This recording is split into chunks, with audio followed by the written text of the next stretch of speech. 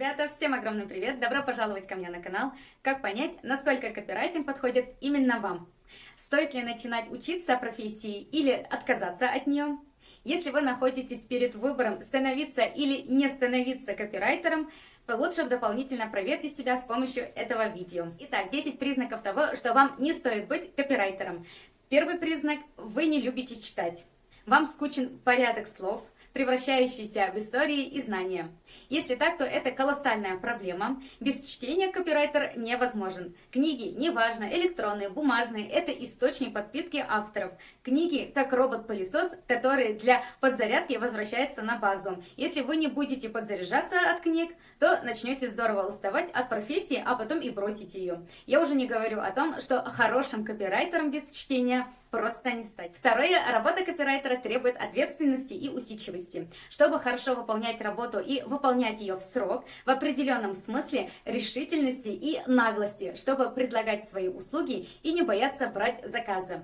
Грамотность не менее важная составляющая работы в этом направлении. Если у человека нет этих качеств и нет особого желания их развивать, то работа копирайтера ему не подойдет. Как не подойдет она и тому, кто вообще не хочет работать. Третий признак. Вы считаете, что копирайтинг штука довольно простая. Если вы думаете, что быстро и просто одержите победу в копирайтинге только потому, что опытный журналист, вы, например, хороший филолог, неплохой продавец, ну и так далее, то вы проиграете. Без вариантов. Копирайтинг – это большой пласт знаний и навыков, где написание текста лишь одно из многих направлений. Вам придется много, долго и трудно работать. Вам нужно полноценно учиться копирайтингу. Здесь нет побед за красивые глаза. Здесь полно критики, разочарований и усталости. Четвертое, копирайтинг – это сдельная работа. И она не подойдет людям, которые не умеют организовать свое время. Не подойдет ленивым и безответственным. Не смогут работать те, кто не может устанавливать себе норму и сроки. Не готов развиваться, писать много и постоянно оттачивать свое мастерство. Пятый признак – вам нужны быстрые деньги. А быстро больших денег в копирайтинге нет. Вообще, для того, чтобы начать зарабатывать чуть больше дворника, нужно будет сначала вырасти. Так что за быстрыми деньгами в эту профессию точно ходить не стоит. Деньги приходят далеко не сразу, это стоит просто принять и даже не пытаться проверять. Шестой признак – необязательность. Если индивид, желающий освоить профессию копирайтера, не привык к пунктуальности, сосредоточенной работе и так далее, то он зря тратит свое время. Дело в том, что копирайтинг – это вид деятельности для обязательных, пунктуальных и ответственных людей. Необязательное отношение к работе в случае с копирайтингом приведет к тому, что новичку не удастся заработать хоть маломальски приличных денег, а свою репутацию он испортит очень быстро. Седьмой признак – вы слишком ранимы. Копирайтинг – территория успеха для одних и жутких моральных потрясений для других. Я знаю сотни примеров, когда копирайтеров просто сломали, ударили по рукам критикой, оскорблениями, негативным общением. Если вы слишком уже ранимы и не умеете справляться с критикой, лучше не начинать. Каждое слово заказчика будет вас калечить и приносить почти что физические страдания. Здесь, впрочем, важно учитывать один момент.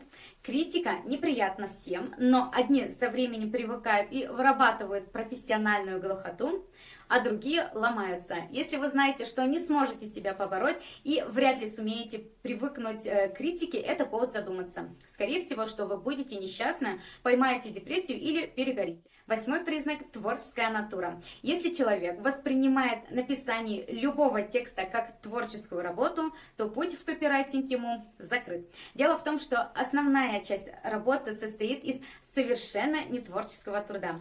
Согласитесь, что описание работы компании, например, занимающейся грузоперевозками, вряд ли можно назвать высокохудожественным повествованием. Кроме того, многие творческие личности искренне считают, что имеют право на так называемое отсутствие вдохновения. Но копирайтинг – это работа, которая всегда выполняется с точным следованием срокам, установленным заказчиком. Таким образом, копирайтинг не подходит тем, кто хочет творить тексты, являющиеся произведениями искусства. Девятый признак – написание текста для вас каторга. Вы не можете себя заставить сидеть перед монитором и что-то делать часами. Вы просто не готовы к монотонной сидящей работе. Это большая проблема для тех, кто привык к физическому труду или высокой активности. 10-й признак: вы не ладите с логикой построения текста.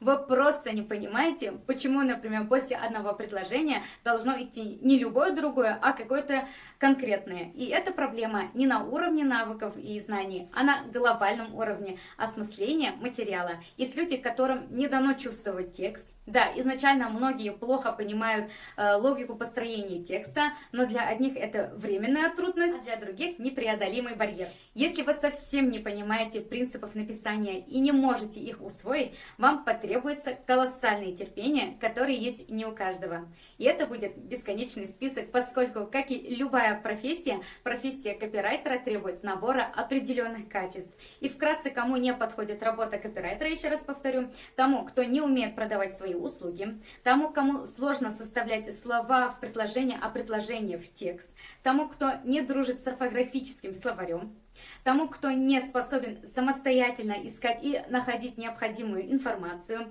обрабатывать ее и анализировать, тому, кто не может работать в режиме многозадачности, тому, кто привык работать в одной очень ограниченной области, тому, кто не готов переписывать одно и то же по 10 раз, тому, кто не способен проводить сидя от 8 до 12 часов, тому, кто привык жить в смысле, что иногда на работе можно просто отсидеться и не менее получить деньги за потраченное время. Но если есть желание и настойчивость, многое можно побороть. Можно выучить правила русского языка, заставить себя читать книги и забыть о быстрых деньгах. И все же, если вы пришли в копирайтинг только из-за того, что вон они сколько зарабатывают, или они дома пишут, никуда на работу не ходят, мне так тоже нравится, 10 раз подумайте. Профессия копирайтера — это серьезно, поэтому выбирать ее только по внешним атрибутам, не заглядывая под капот и не находя ресурсов внутри себя, не слишком правильно. И у меня на этом все. Подписывайтесь на канал. Если вы уже все-таки решили стать копирайтером, буду рассказывать, как нужно работать и какие есть секреты у опытных копирайтеров. Скоро увидимся. Пока-пока.